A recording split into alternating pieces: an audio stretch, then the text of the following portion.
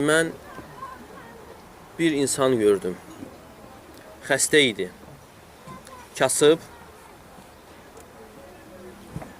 kör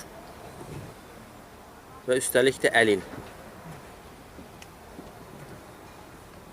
Xəstə, kasıb, kör, əlil. Və gördüm ki, o müəyyən sözlər deyir. Və yaxınlaşandan sonra o sözləri eşitdim, onun təkrarladığı sözləri. Və deyirdi ki, Elhamdülillahilləzi faddalani alə kəsirin min ibadih. Məni yaratdıqlarının çoxundan üstün edən Allah həmd olsun. Məni yaratdıqlarının çoxundan üstün edən Allah Teala həmdə layiqdir. Yəni buna çox qəribə gəlir. Yəni bunda nə var ki, bu çoxundan üstün olub? Və ona yaxınlaşdım və dedim ki, Rahimakallah, bimədə faddalək, yəni Allah sənə rəhm eləsin. Allah səni nə ilə üstün edib? O mənə dedi ki, Razaqani qalbən şakiran və lisanən zəkiran və cəsədən aləl bəla'i sabira.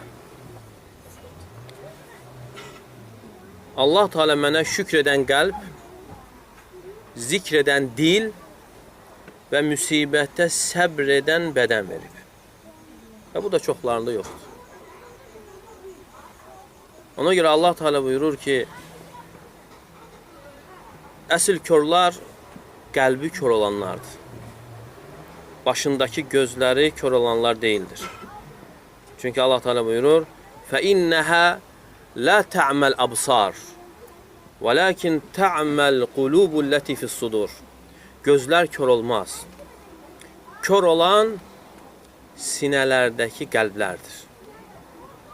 Neçə insanlar vardır ki, kördür, başındakı gözləri görmür, amma o insan Rəbbini tanıdığına görə, ona ibadət etdiyinə görə, yəni bir çox görənlərdən üstündür. O kör sayılmır. Kör insan Rəbbini tanımayan, onun əmirlərini yerinə yetirməyən, onun qadağalarından çəkinməyən insan olur. Allah Teala o qədər nimətlər verir, saysız hesabsız, amma bu nimətlərə qarşı, yəni bizim etdiyimiz nədir? Allah Teala'nın bəxş elədiyi nimətlərin hər birini günahla, asiliklə qarşılayırıq. Sonra deyirik ki, Allahın quluyuq. Heç qul da ağasına asi olarmı? Hanı bəs qulluq? O qulluğun göstəricisi, onun əlaməti, qul da ağasına asi olarmı? Və nə vaxt ki, insan bunları öyrənir və bunları tətbiq edir, yəni hər bir halında xeyr içərisində olur. Ola bilər zahirən müsibətlər olsun, şər olsun, amma işin həqiqətində isə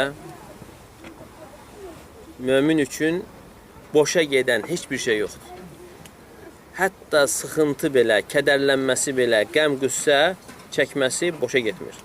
Onun özü də kəffarədir.